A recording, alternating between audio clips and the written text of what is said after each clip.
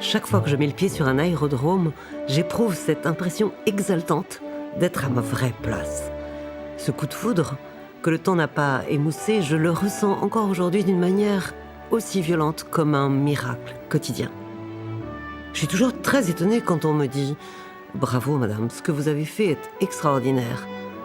Autour de moi, j'ai vu des gens sensationnels. Moi, j'ai été bien normale. Je me considère comme un pilote, parmi d'autres pilotes. Beaucoup de gens que j'ai vus autour de moi me sont évidemment bien supérieurs. On dit que je ressemble à mon père, une véritable force de la nature, dont je dois tenir cette force physique exceptionnelle qui m'apporte une grande joie de vivre, et sans laquelle je n'aurais pu exercer le métier que je fais.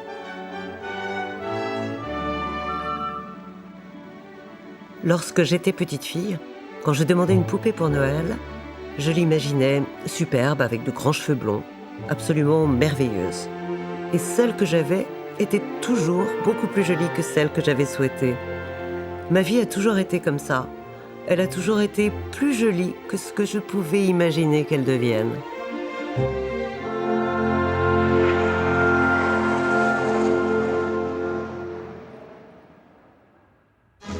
Madame Paul Auriol va tenter de battre le record féminin du monde de vitesse en circuit fermé. Ce record appartient depuis 7 ans à l'américaine Jacqueline Cockram avec 755 km 668 de moyenne. Sur le parcours Istres-Avignon-Istres, Madame Paul Auriol, sur un Vampire Marx équipé de 2 réacteurs Gobelin, prend le départ. Les conditions atmosphériques étant enfin satisfaisantes. Il est 17h45 lorsque je reçois l'autorisation de décoller. Je n'ai rien à perdre et tout à gagner, en un seul instant. Mon Vampire dévore la ligne droite de 50 km jusqu'à Avignon.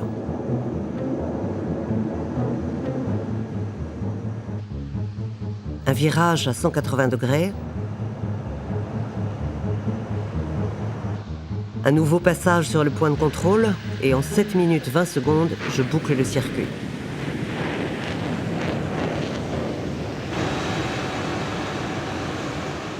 Dans mon écouteur, une voix laisse tomber. Ça va. Madame Auriol était de retour avec le record, 818 km 181 de moyenne. En descendant du cockpit, je suis entourée de visages rayonnants. Je suis fière de moi. C'est un peu grâce à moi si la France vient de récupérer un record, le premier depuis la guerre.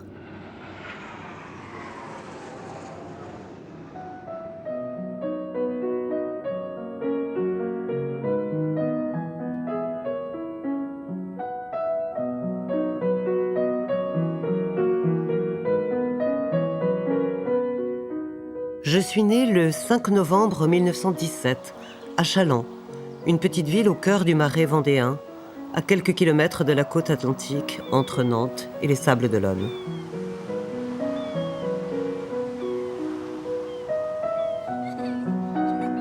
André, mon frère, me suit à 3 ans de distance. Je deviens vite le chef d'une petite bande qui comprend aussi notre cousin Pierre et sa petite sœur Rita.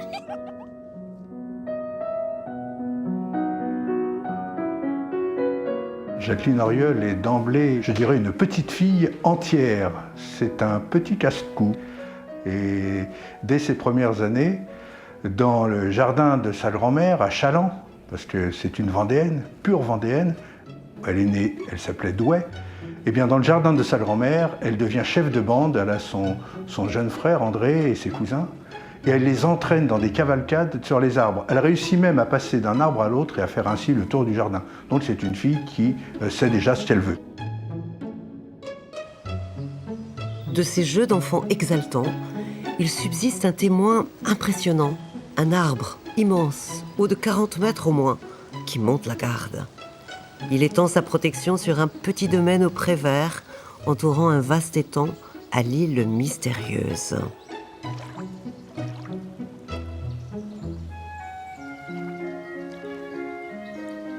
Dans cet univers enchanté se dresse un petit manoir de granit du XVe siècle, plein de charme. Avec son escalier en colimaçon, ses cachettes exquises sous les combles, cette demeure abrite toutes les fées bienveillantes. Ses parents étaient des monarchistes très attachés à l'histoire de la Vendée et qui avaient encore en mémoire, et une mémoire vive, des massacres qui avaient été commis par les républicains. C'est une famille qui a appris à se défendre, à être très dure et à le rester. Et Jacqueline Auriol, d'ailleurs, en a hérité. Un état d'esprit très dur avec elle-même. 1925, j'ai 8 ans. L'idée n'a jamais effleuré l'esprit de mes bons Vendéens de parents de me mettre dans une école laïque. Ils m'envoient en pension à Nantes, chez les sœurs. Ce sera une longue période de tristesse. Je supportais la discipline intelligente que je connaissais à la maison. Mais là, j'étais révoltée par l'obéissance mécanique à des règles absurdes. Elle ne pense qu'à une chose, s'évader d'ailleurs, si elle tente de faire un jour avec la grande échelle, passer par le mur, donc elle grimpe, vous voyez déjà, elle grimpe déjà à son insu vers le ciel, puisqu'elle grimpe dans les arbres, elle grimpe pour s'évader, mais elle n'y parvient pas. D'ailleurs, il se trouve qu'elle conserve de son passage dans le couvent, il faut le signaler, elle perd la foi à ce moment-là.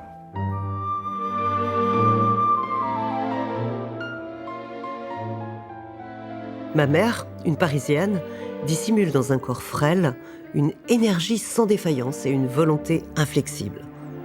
Mon père, vendéen à 100%, est un peu chouan. Durant 3 ans, il a combattu dignement une terrible et douloureuse maladie.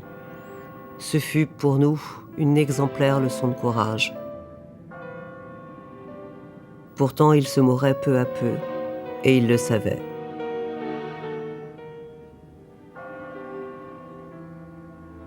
À l'instant précis où je voyais la mort pour la première fois, il se produisit en moi un apaisement extraordinaire, une sorte de délivrance.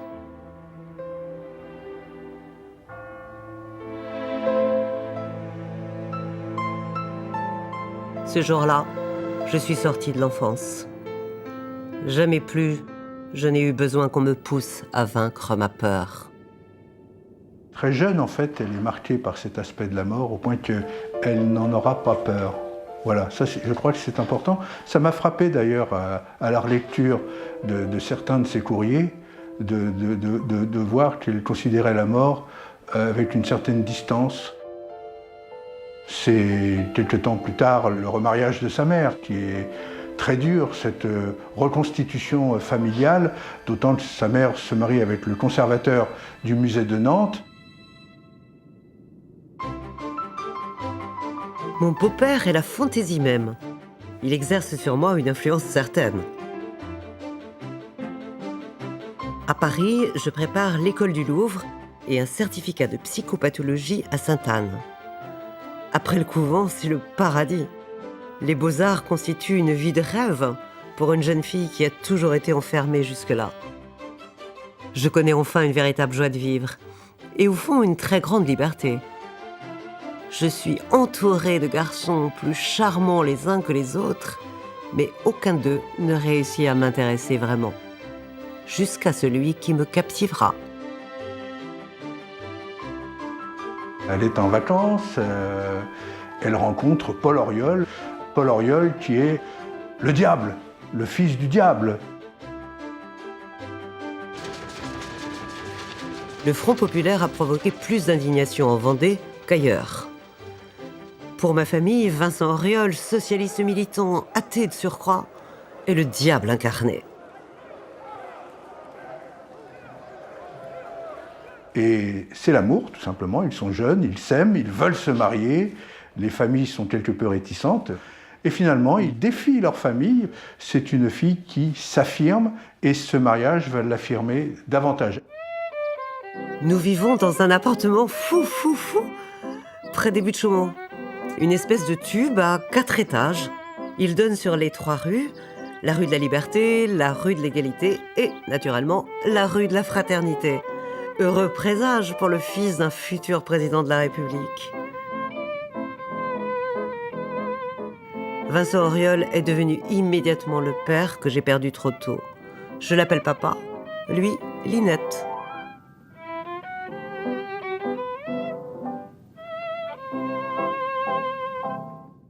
C'est une histoire d'amour réel qui, avant la guerre, débouche sur la naissance d'un premier garçon et qui, pendant la guerre, pendant des années noires, amènera à la naissance d'un deuxième garçon. Mais dans l'intervalle, les événements vont être dramatiques pour cette famille.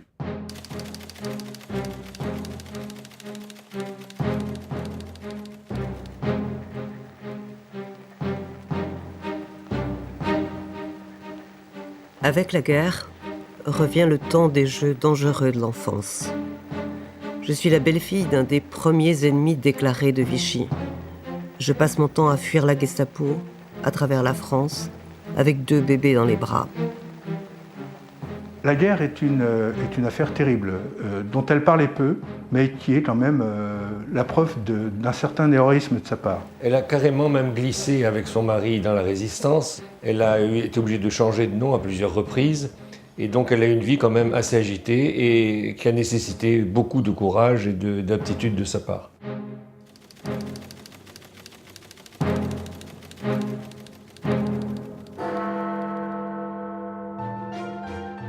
L'élection de Vincent Auriol, le 16 janvier 1947, n'est pas pour moi une surprise totale. J'en suis cependant quelque peu étourdie. Très vite, Paul et moi, nous sommes submergés sous une avalanche d'invitations. Cocktails, vernissages, dîners, soirées, inaugurations, défilés de mode. C'est grisant. Elle est devenue une grande dame d'une certaine façon. Elle a rencontré énormément de grands politiciens. Une jeune femme qui est jolie, on la considère comme étant la plus jolie femme de Paris. Elle est intelligente, cultivée, elle brille dans les conversations, elle est décoratrice, elle avait aidé d'ailleurs à la décoration de certaines pièces de l'Élysée. Elle s'est trouvée parfaitement à sa place dans ce milieu et elle a rendu de grands services, à mon avis, à la fois au président, son beau-père, et à la France. Papa a quantité d'adversaires politiques. Son passé, sa dignité, sa droiture ont fait de lui un homme difficile à attaquer. Et surtout à atteindre. Toutes les oppositions françaises qui cherchaient à démonter, à démolir le président, ne pouvant pas avoir atteint au président, se sont retournées vers elle et ont essayé de la dénigrer. Il y a eu une campagne de presse épouvantable, elle en avait assez, elle ne supportait plus ça. On a dit des choses tellement invraisemblables qu'elles me semblaient plutôt amusantes au début. Coucher avec le tout Paris était le moindre de mes défauts. Consommation de drogue, trafic de Cadillac, trafic d'or. Et puis, ces calomnies m'ont été tellement insupportables que j'ai pris la décision de ne plus paraître du tout en public. La chance s'appelle Pierre Pouillade, le colonel Pierre Pouillade. Je vous conseillerais bien d'aborder l'aviation. Et c'est là qu'elle s'intéresse à l'aviation. Elle se dit, pourquoi pas ? Je fuis les calomnies en partant à la conquête du ciel, à la recherche de beaucoup de pureté. Le Stamp, un petit biplace avec un fuselage plein d'arêtes et des ailes reliées par des fils de fer, m'apparaît comme un grand ancêtre des temps héroïques de Blériot ou des frères Wright.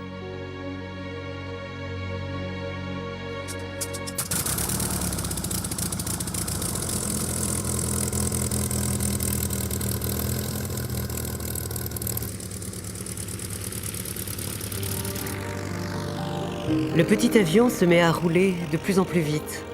Je me sens soulevée. C'est agréable. Je découvre cette fois quelque chose de nouveau.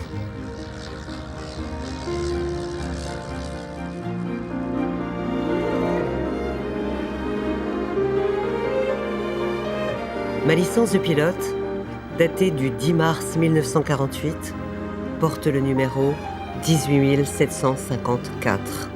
C'est la première grande date de ma vie d'aviatrice. Elle a eu la chance de rencontrer un moniteur, un instructeur remarquable, qui était M. Guillaume, qui avait à la fois des qualités de pilote extraordinaires, c'était un pilote brillant, et une personnalité qui sortait de l'ordinaire. Il se dégage de ce Lorrain, aux yeux presque aussi bleus que les miens, une impression d'équilibre et de calme. L'image du pilote telle qu'on se l'imagine. Un mur, un bouclier, mais capable de crises de fureur terrifiantes. Il m'a dévisagé d'un air froid, le regard d'un prix Nobel de physique à qui l'on aurait proposé d'enseigner la relativité à une starlette. Je me suis dit, encore une femme du monde qui veut goûter aux joies de l'aviation et je vais me casser la nénette, si on peut dire, essayer d'apprendre quelque chose, et puis ça gazera pas, quoi, ça gazera pas certainement. Il se dit, bon, allez, on va lui donner quelques frissons, et puis quand elle sera descendue toute déboussolée, elle sera quand même heureuse d'aller raconter ça au tout Paris le soir, oui, j'ai volé.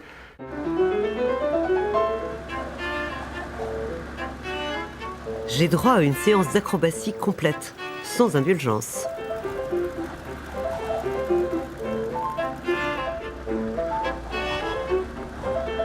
Il m'a embarqué pour me retourner les pinceaux.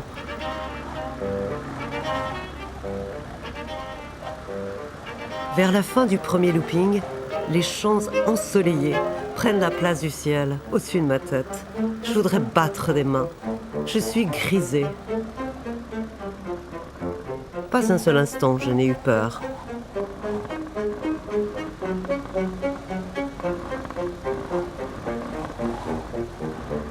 Ce vol m'ouvre un monde nouveau. Elle est heureuse, elle est heureuse. Elle a découvert vraiment son élément et lui, il est ravi, il n'en revient pas. Et leur amitié commence justement à ce moment-là. Et c'est ainsi que je deviens l'élève de Guillaume. Une élève dont il ne sera pas mécontent.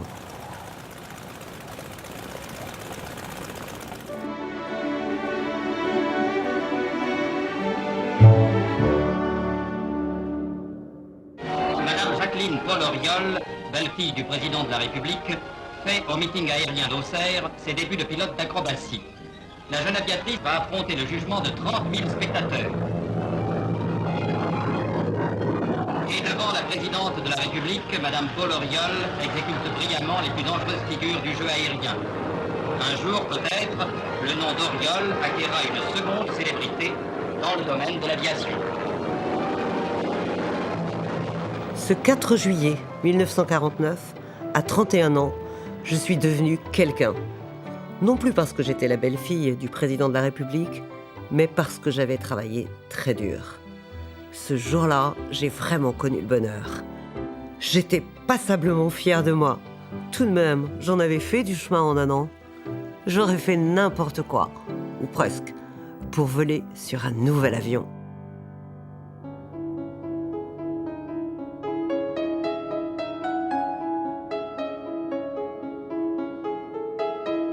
Et puis un jour, elle a eu l'occasion, on lui a proposé de faire un vol sur un prototype d'hydravion. Comme elle ne connaissait pas ce genre de machine, ça lui a plu.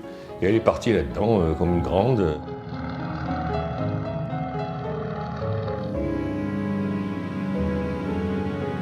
Le départ est spectaculaire. Le pilote m'offre un décollage à l'américaine.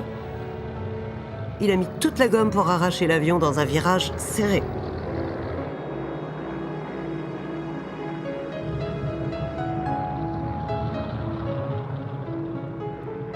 Nous volons dans le soleil. Je sens les rayons dorés traverser la tôle de l'avion, me traverser moi-même, tout entière. J'ai l'impression de flotter dans un rêve. Je me sens bien.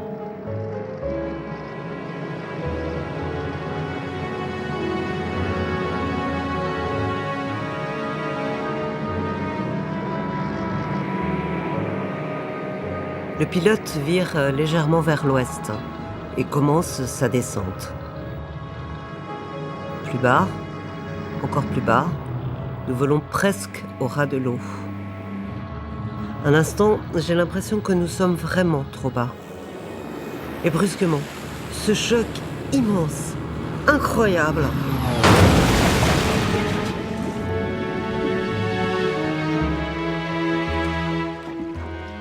Le coup de gong du destin qui annonce la fin de l'une de mes vies. Et Jacqueline Auriol dira avoir ressenti deux chocs. Le premier, c'est bien sûr l'amérissage trop brutal. Elle dit « je ne savais pas que c'était aussi brutal un amérissage ». Et le deuxième choc, c'est son visage qui va s'encadrer dans le tableau de bord. J'étais totalement défigurée, bien sûr, et je m'en suis rendu compte instantanément. Je pouvais prendre mon visage et le tourner de profil. C'est à ce point. Et puis, j'avais les planchets de l'orbite ouverts, ce globe oculaire qui était descendu. Toutes les dents, ces jolies dents, comme elle disait, ont disparu. Elle est véritablement une miraculée, mais défigurée. Elle était dans un état pitoyable, c'était une loque. Pas une seconde, j'ai pensé que je pouvais mourir.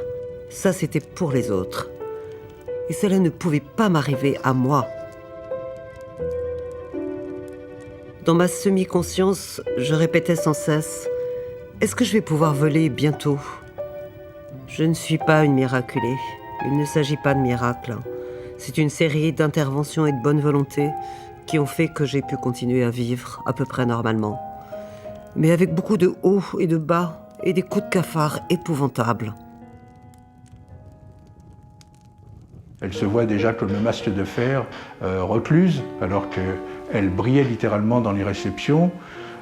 Et puis elle a ce côté coquetterie féminine, besoin de s'entendre dire dans le miroir des yeux des autres « je suis belle ». Dans la maison où elle habitait avec sa mère, on avait supprimé, interdit les miroirs. Il n'y avait aucun miroir au rez-de-chaussée. On a nettoyé l'étage de tous les miroirs qu'il y avait. On craignait que ce soit une panique épouvantable. Et elle avait soit la solution de se mettre en l'air, disons les choses vulgairement, de se suicider. Elle avait même pensé à un moment. Elle avait même acheté un revolver. L'élément favorable, si je puis dire, dans cet accident, c'est que ça n'était pas elle qui pilotait. Ça aurait été elle qui pilotait. On peut imaginer le déchaînement que cela aurait suscité dans le milieu aéronautique en général, dans la France en général, et les ricanements à l'étranger. Vous voyez, une femme, paf, elle a planté un avion. Non, ça n'était pas elle qui était aux commandes. Mes forces physiques reviennent peu à peu. Guillaume vient me voir régulièrement. Ces visites me font beaucoup de bien. Il évite de me parler d'aviation. Je commence à perdre tout espoir, même celui de voler. J'avais la tête plâtrée. On avait mis des mâts dans le plâtre, et puis une mâchoire en argent, et puis des tenseurs. Et Guillaume m'a dit, mais je vous amènerai pas en ville, on vous verra pas, puis vous allez mettre un gros truc sur la tête, un capuchon, etc. Raymond Guillaume va la chercher, l'emmène sur le terrain, la met dans un avion et la fait voler.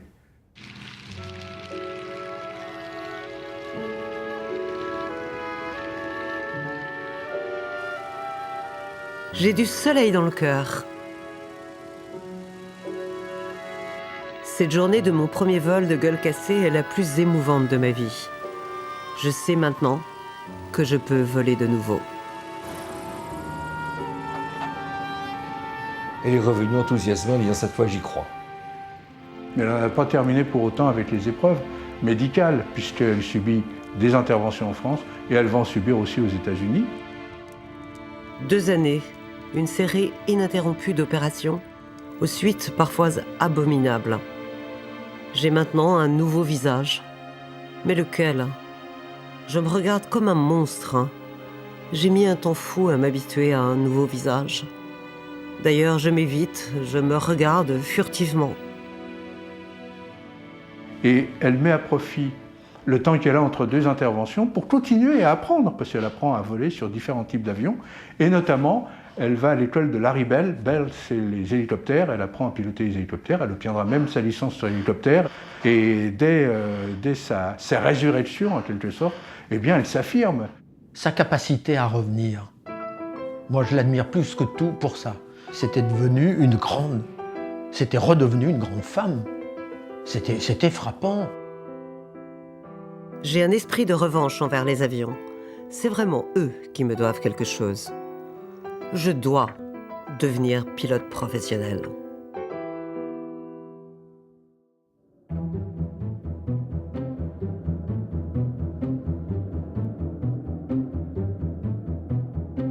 Et tout d'un coup, la voilà qui réapparaît aux commandes d'un avion en réaction. Le Vampire en soi était un avion facile. En rigolant, nous disions c'est une bicyclette. Mais la bicyclette, encore fallait-il la faire voler. Donc Vampire, avion facile, mais conquête d'un record jamais facile. Pour accomplir les 100 km du record, je dois faire avec mon Vampire un circuit avec 2 points tournants. Un point sur le pont d'Avignon, un autre sur le terrain d'Istres. Mon avion dégage une puissance grisante. Elle me parcourt les veines. Le ciel m'appartient. Elle va ravir à la grande rivale américaine Jacqueline Cochran. J'ai dit rivale, mais qui sera aussi son amie. Elle ravit son record de vitesse. En descendant du cockpit, je ne vois que des visages rayonnants. Aucun doute n'est possible. Les yeux de Guillaume sont humides d'émotion. Avec plus de 818 km/h, j'ai largement battu les 765 km/h de Jacqueline Cochran. Je commence avec elle une longue, très longue compétition. Et là, voilà tout d'un coup dépossédée de son record par cette petite Française, cette gueule cassée.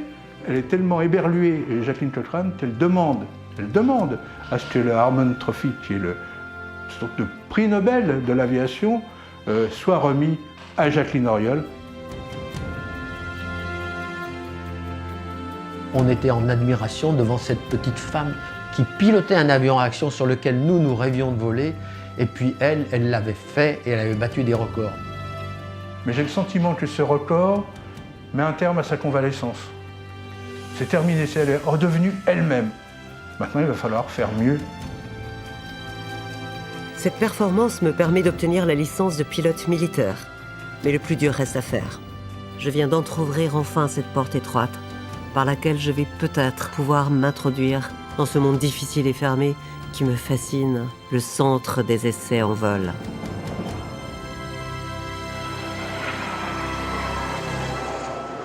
Tout de suite après la guerre, c'était une véritable épopée que l'aviation française. Ça a été fantastique, on n'avait plus un seul avion. L'aviation en tant que telle, elle est bien décimée. Certains ingénieurs français ont réussi en zone libre, puis en se camouflant, à mettre au point des avions.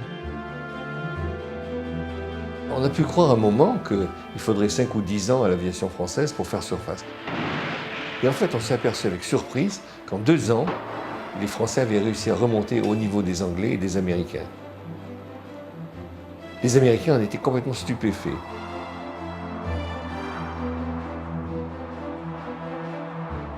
C'est comme ça qu'on a eu une espèce de foisonnement de prototypes. Alors, corollaire, cela n'allait pas sans casse. Donc il y avait pas mal d'accidents.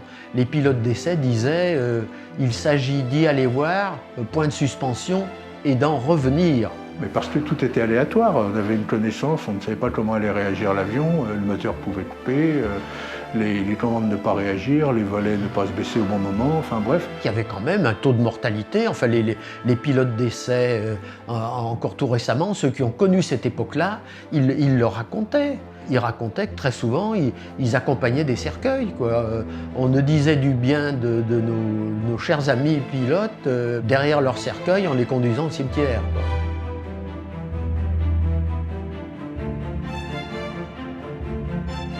L'avion est sorti de l'adolescence à la fin de la guerre.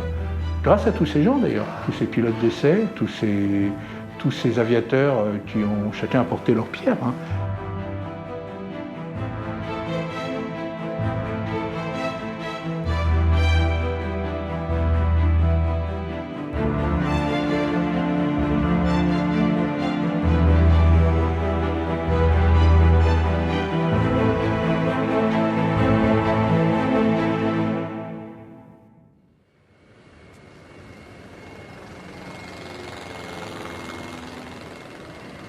Entre le pilote tout court et le pilote d'essai, il y a à peu près la différence qui sépare un peintre du dimanche d'un Picasso. Elle s'est dit, pourquoi ne faites-vous pas de moi un pilote d'essai? On lui a dit, vous savez, c'est compliqué. Et même le directeur du centre d'essai en vol à l'époque, Louis Bonte, n'était pas enthousiaste à l'idée de glisser une femme dans son élite de pilotes d'essai. Mais les femmes avaient des handicaps à surmonter. Déjà, sortir, avoir l'autorisation du mari, vous savez qu'une femme ne pouvait pas faire un chèque, c'était son mari qui le faisait, elle n'avait pas le droit de voter et tout. Donc de là à monter dans un avion... C'était une femme dans un domaine d'homme. Faut bien voir qu'à l'époque, par exemple, il n'y avait aucune pilote de ligne. Donc on ne peut pas supporter que des femmes viennent se hasarder au pays des ce qu'on appelait des moustachus, les pilotes virils, qui voyaient leur virilité apparemment remise en question. Il fallait un acharnement absolument démentiel pour arriver à vaincre les réticences de ce milieu, encore une fois, extrêmement masculin et disons-le, macho. Alors, elle a insisté, elle s'est battue, elle a dit, bon d'accord, on vous prendrait comme pilote d'essai, à condition que vous passiez les mêmes examens que les autres. À partir du moment où on m'a laissé faire l'école d'essai, ça y est, c'était gagné. C'est farci 1 an de mathématiques. Pendant cette période, je m'installe dans une chambre qui me rappelle une cellule de couvent. Chaque soir, je me bats avec mes ennemis intimes. Les mathématiques, les équations, la trigonométrie sont devenus pour moi le symbole de mon nouveau destin. Et elle a passé son examen de pilote d'essai les doigts dans le nez, ça peut le dire. Très bien. Je suis maintenant le pilote d'essai numéro 29, seul pilote d'essai femme au monde. Dans mon bonheur, j'en arrive parfois à me féliciter de mon accident. Sans ce drame, peut-être n'aurais-je pas trouvé la force et le courage d'accéder à cet ordre de chevalerie, le plus beau de tous.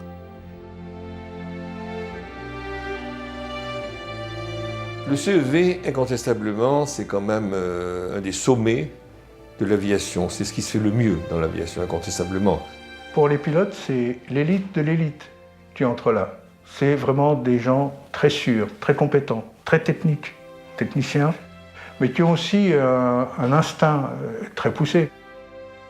Mais elle a eu l'habileté et la grande finesse de ne pas essayer de mettre en avant à ce moment-là sa personnalité, son titre, son rang et son nom.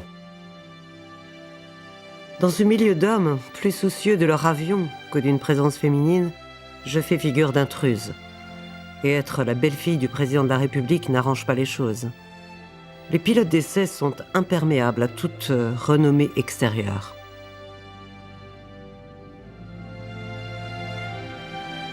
Elle avait un bureau comme les autres, un petit bureau minable, et un compagnon de son bureau, un autre pilote d'essai qui partageait le bureau avec elle. Ils avaient un téléphone pour deux, ils avaient quelques placards pour deux. C'était vraiment une vie un peu spartiate. Le centre d'essai en vol est l'un des plus prestigieux bancs d'essai d'avions et de matériel aérien qui existent au monde. Faire voler toujours plus vite, toujours plus haut, c'est la tâche quotidienne des hommes du CEV.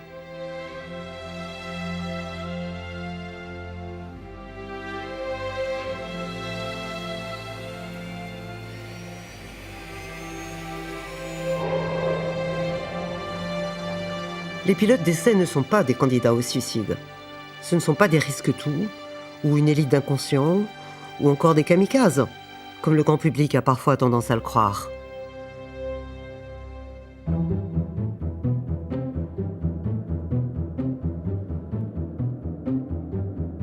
La stimulation vient des États-Unis, parce que vous pensez bien que l'américaine ne reste pas assise à attendre que la française recommence. Eh bien, elle reprend son record. À Meuroclec, l'aviatrice américaine Jacqueline Cochran a, sur un circuit de 150 km, dépassé la vitesse des 1000 km à l'heure. Miss Cochran a repris à Madame Jacqueline Auriol le titre de la femme la plus vite du monde. Si nous sommes totalement différentes d'aspect physique, de formation et d'origine, nous avons la même passion et la même volonté de relever des défis, d'aller au-delà de nos limites. L'aviation nous a permis de nous évader. Jackie a aussi dû lutter et montrer une détermination de chaque instant pour atteindre son objectif. Elle est née sans parents. On l'a retrouvée comme ça, abandonnée et tout. Et elle s'est faite toute seule. À 10 ans, elle était ouvrière dans une filature. Bonne à tout faire à 12 ans, apprentie coiffeuse à 14, infirmière à 16. Elle avait beaucoup d'ambition. Jacqueline Cochran, qui s'était battue pendant toute la guerre pour essayer de faire voler les femmes dans les combats, elle n'a pas réussi. Donc elle a réussi au moins à obtenir du président que les femmes, des femmes, puissent convoyer des avions de guerre entre l'Amérique et l'Europe. Il y a eu plusieurs dizaines, voire plusieurs centaines, je crois qu'il y en a 200 ou 300 femmes qui ont péri dans ces convoyages. Donc c'était un métier difficile. Jacqueline Cochran a réussi à tenir ça à bout de bras.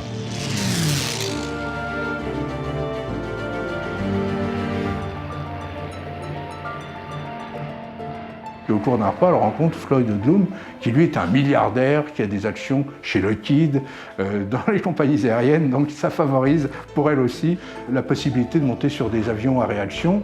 Et grâce à ça, Jacqueline Cochrane va battre des records de vitesse, et on va assister comme ça à une course-poursuite entre les deux femmes pendant plus de 10 ans.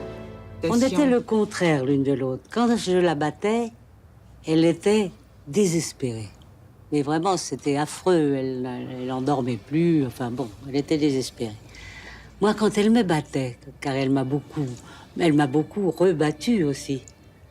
Moi, j'étais aux anges parce que ça allait me donner la possibilité de refaire un nouveau record.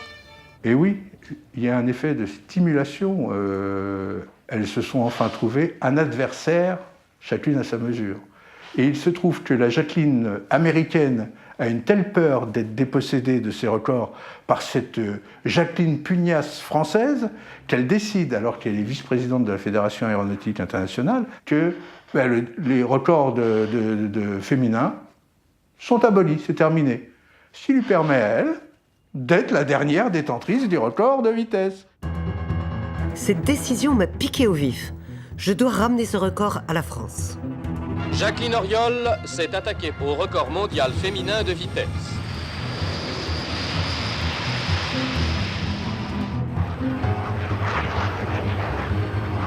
C'est vraiment une chevauchée fantastique, à la limite de ce que peut faire le Mystère 4.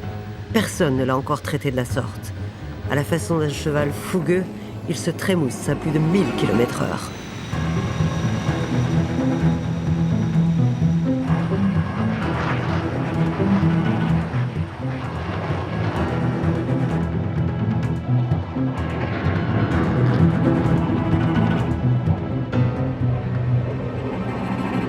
Jacqueline Auriol a volé à 1087 km à l'heure, battant largement le record établi par Miss Cochrane.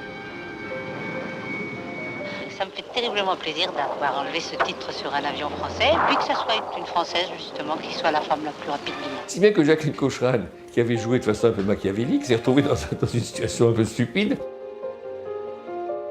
Une année plus tard, Jackie rétablit les records féminins. Et en avril 1961, elle m'enlève mon record en faisant 1262 km/h. Cette femme a vraiment de la suite dans les idées. Mais je n'en ai pas moins. Je dirais qu'elles sont très semblables, les deux Jacqueline. Il y a peu de choses qui les séparent. Jacqueline Auriol et Jacqueline Cochrane sont toutes les deux, justement, elles représentent les deux parties d'un tout. Là, ce qu'on peut faire quand on le veut, c'est ça, c'est un exemple de volonté et de pugnacité.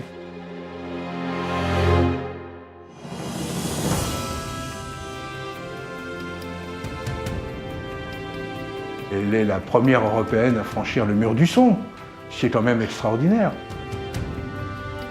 Je me souviens de mon premier passage du son. C'était le 15 août 1953. Cette barrière sonique, invisible, était véritablement un mur, quelque chose de dur à percer. Dès qu'on approchait Mach 1, l'avion avait des mouvements brusques, des frémissements, des vibrations. À 0,9, c'est-à-dire à 10% de la vitesse du son, commencent à se manifester des phénomènes bizarroïdes sur les ailes et sur le fuselage de l'avion. C'était ça, le mur du son, un obstacle, une zone turbulente qui se crée sur l'avion et qui freine cet avion. Et on le voit quand on est devant un Mach-mètre dans un avion qui va franchir le mur, l'aiguille du Mach, elle hésite, elle bat, elle bat, elle bat, elle bat. Et et puis tout d'un coup, hop, l'avion réaccélère à nouveau avec un écoulement régulier sur son aile. C'en est presque émouvant. On a envie de dire à l'avion, allez, mon bon cheval, vas-y, passe. Ça bute sur un, et puis pouf, d'un coup, ça passe de l'autre côté. Ma recette ? Vous prenez un bon mystère. Vous partez par un beau ciel clair, vous montez à 15 000 mètres, vous passez sur le dos, vous tirez énergiquement le manche pour amener l'avion en piqué à la verticale. Lisez attentivement votre Mach-mètre et attendez paisiblement qu'il indique 94. Laissez monter encore un peu pour vous assurer d'être bien en supersonique et redressez. Cela doit réussir, sinon vous vous êtes mal débrouillé. Pour franchir le mur du son, on ne savait pas très bien quelle forme d'avion adopter. On a donc essayé de faire passer le mur du son à des avions qui n'étaient pas conçus spécialement pour ça. Et bien souvent, soit le pilote a perdu le contrôle de l'avion, soit l'avion s'est brisé en vol. Donc des pilotes y ont laissé leur vie, absolument. Des pilotes y ont laissé leur vie. C'est la maison Dassault qui lui a fourni volontiers ces avions. Alors Dassault avait deux ambitions à travers Jacqueline. La première, c'est que ça le mettait en contact avec le pouvoir davantage. Et puis le second, c'était une formidable icône pour la firme. Il est évident que la publicité qui accompagne un beau record rejaillit sur tout le pays. Les acheteurs étrangers ne se précipitent pas sur un appareil uniquement parce qu'il détient un record de vitesse, mais il est probable que ce record pèsera d'un certain poids sur leur décision. On cherchait à battre des records pour faire parler de soi. Aujourd'hui, on dirait ça fait le buzz. Bon, ça faisait le buzz de l'époque. Vendre des avions, ça consistait aussi à avoir la belle gueule d'un pilote d'essai qui sortait la tête de son cockpit en pleine page d'un magazine. C'est pas pour rien que Dassault, il avait Jour de France et il faisait parler de ses pilotes d'essai. Eh bien, ces gens-là séduisaient, c'est vrai. Ils étaient tous beaux. Dans leurs belles combinaisons, ils étaient tous beaux. La popularité, j'admets, je l'ai et je l'aime. La gentillesse de gens inconnus dans la rue est quelque chose qui m'émeut toujours. Ça me touche terriblement. Les stars, les vedettes qui disent « Oh, c'est épouvantable, je ne peux jamais être tranquille », ça ne me semble pas dramatique, mais plutôt gentil. Ce rôle et ses victoires pourraient faire penser à une femme du dehors. Elle est au contraire une femme du dedans, apportant toute son attention aux siens, animant sa maison d'une présence vive et tendre. Bonjour tous les deux. Bonjour mon père. Quoi de nouveau? Comment vas-tu? Bien. On va aux puces. Mais le marché aux puces, la recherche de l'objet rare, la décoration de l'appartement ne sont restés que des hobbies. Un agréable passe-temps. Le métier, c'est autre chose. Chaque matin, Jacqueline Auriol va à Brétigny comme d'autres vont au bureau. Ici, on laisse la gloire au vestiaire. Les pilotes d'essai ont à prendre connaissance du programme de vol, des consignes et à exécuter leur travail en parfait fonctionnaire avec le plus de modestie possible. Dès que j'entre dans mon bureau, je deviens autre. Ici, tout est précis, minuté, et la personne un peu fantaisiste que je suis dans la vie y perd tout droit à l'excentricité. Pilote d'essai, c'est pas un métier de fantaisie. Je suis en admiration devant les pilotes d'essai par leur méticulosité. C'est fou. Ce sont des gens qui pensent à tout avant de tenter quelque chose.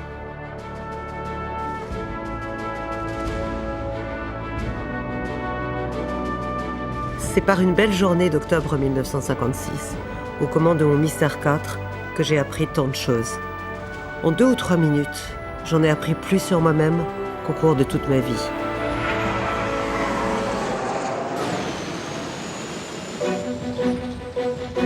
Elle a eu des déconvenues, bien sûr, puisqu'un jour, au cours d'un de ses vols, elle a perdu connaissance.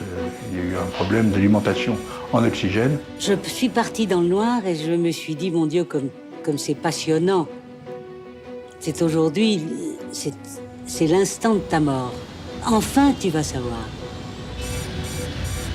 Je me suis aperçue que je croyais à un au-delà, alors que je pensais être athée. J'étais sûre qu'il y avait quelque chose de l'autre côté de cette barrière. J'étais terriblement curieuse de savoir ce que c'était. J'ai perdu conscience et c'était déjà un peu comme la mort. Quand je me suis réveillée, j'ai regardé dehors et j'étais en vrille. Une vrille très malsaine qui faisait tchac. Et c'est là, dans les méandres des mystères du cerveau, qu'elle s'est souvenue d'un de ses collègues qui, quelques temps plus tôt, avait eu le même incident à bord de son avion et qui, plutôt que d'essayer d'arrêter cette chute, eh bien, il l'a accentuée. Il faut se donner vraiment un coup de pied dans le derrière parce que tout mettre dans le sens de la vrille alors qu'on est terriblement bousculé dans cette vrille-là, vraiment, il faut se donner un coup de pied dans le derrière. Et j'ai mis tout dans le sens de la vrille et en tirant complètement, je me suis récupéré par une chance extraordinaire et enfin j'ai pris du blé dans les réacteurs ou quelque chose de genre, tellement c'était bas. Je suis passée dans les champs à quelques mètres du sol. Mais ces petits mètres, je les ai eus. Et je suis passée. Mais ce qui prouve, là encore, c'est qu'elle a quand même une sacrée compétence. J'ai roulé tant bien que mal vers le parking. Et j'ai aperçu de loin Guillaume et les mécanos. Et moi, je me suis précipitée sur tous pour les embrasser fougueusement. Il n'y en a pas un qui m'ait pris dans ses bras. Pas. Il t'avait eu trop peur. Il avait eu trop peur. J'étais heureuse. J'étais même très heureuse. Pour moi, tout était beau. Le macadam de Bretigny me semblait aussi doux qu'un gazon. Les hangars ressemblaient à la cathédrale de Chartres. Tout prenait une valeur extraordinaire, celle même de la vie. Ceci dit, sans admiration particulière de ma part, je trouve que c'est une sacrée femme par le biais de cet accident. Jacqueline Auriol était une femme qui avait énormément de qualités. C'était une bonne pilote. Elle savait se sortir de situations un peu difficiles, c'est quand même une qualité indispensable au niveau des essais en vol. Non, elle n'était pas une fausse modeste. Elle était agacée parfois par des questions. Non, elle disait non, j'ai fait comme mes camarades. Elle parlait des autres aviateurs comme ses camarades. On rencontre au CEV des gens d'une qualité morale extraordinaire. C'est un milieu droit, sincère et pur. Jamais on n'y croise des gens qui vous mettent des pots de banane. Et ça, c'est merveilleux. Mais c'est une femme qui devait être difficile à vivre, comme toutes ces femmes. Quand vous voyez certaines aviatrices aujourd'hui, j'en côtoie beaucoup, des aviatrices, je leur dis des fois, mais tu sais que tu dois être une sacrée casse-pied. Mais je pense que c'est ce qu'on pouvait penser aussi, dire de Jacqueline Auriol. Elle était brillante, voilà, et à trop se rapprocher du soleil, on se brûle. On préfère le voir à distance.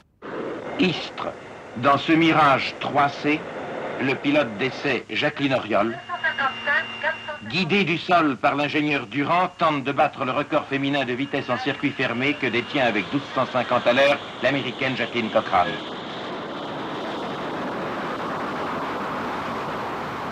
Chose curieuse, j'ai l'impression que ce sera mon dernier record. J'ai déjà 43 ans et je ne peux pas espérer continuer à voler sur des avions comme le Mirage 3. Je ressens une joie extraordinaire, une sorte d'excitation merveilleuse. Le Mirage a pris son élan, quitté la base. Il est sur le circuit. 272, 272. La tentative proprement dite a commencé. 21, vous prenez 2 degrés à droite, cap 274, 274. Nature 21, vous arrivez à 8 km de la sortie de base. Derniers instants, les 100 km sont bouclés. Il va maintenant falloir se poser immédiatement. À vue, car il n'y a plus de pétrole que pour quelques instants. Le résultat officiel n'est pas encore connu, mais mes amis savent que j'ai fait plus de 1850 km/h.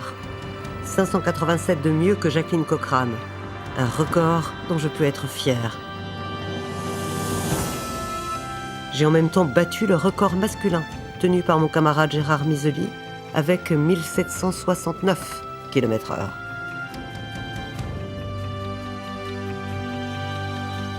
Le soir, nous célébrons ensemble ce succès, qui n'est pas le mien, mais le nôtre. Je me sens étonnamment bien. Il fait bon vivre.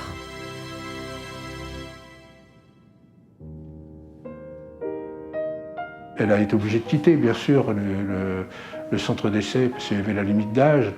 Donc elle a repris son activité de décoratrice, et puis la maladie a été là. La maladie était tapie, ça peut se comprendre quelque part, avec toutes les épreuves, puis en plus, un pilote d'essai endure énormément de contraintes. Depuis ce record sur Mirage 3, je me suis embourgeoisée. J'ai désormais une vie moins rude, plus conforme à ma condition de femme. Mais n'ai-je pas la nostalgie de ce métier d'homme, exercé au milieu d'hommes, et qui était peut-être au fond la vie la plus féminine que j'ai jamais pu vivre ? Si mes camarades de travail m'ont toujours considéré comme l'un des leurs, faisant le même métier, j'ai tout fait pour qu'il en soit ainsi. Et c'est une grande fierté. Même les pilotes d'essai qui, en tête-à-tête avec un journaliste, mais tu ne l'écriras pas, hein, tu ne l'écriras pas, se moquaient d'elle et lui reprochaient telle ou telle petite chose. Au fond, ils essayaient simplement de masquer leur admiration, de ne pas dire « Ben oui, c'était une femme fortiche. C'est une femme qui mérite considération et admiration. C'est une femme qui a été elle-même, et elle n'a pas été les autres. S'approcher suffisamment des avions pour être brûlé. Voilà mon conseil aux femmes qui désirent faire de l'aviation une carrière. On peut toujours voler si on le veut plus que tout au monde. Avec une santé de fer, la volonté et le travail nécessaires, une femme peut devenir pilote d'essai. Lorsque j'étais petite fille, quand je demandais une poupée pour Noël, je l'imaginais superbe avec de grands cheveux blonds, absolument merveilleuse. Et celle que j'avais était toujours beaucoup plus jolie que celle que j'avais souhaitée. Ma vie a toujours été comme ça. Elle a toujours été plus jolie que ce que je pouvais imaginer qu'elle devienne.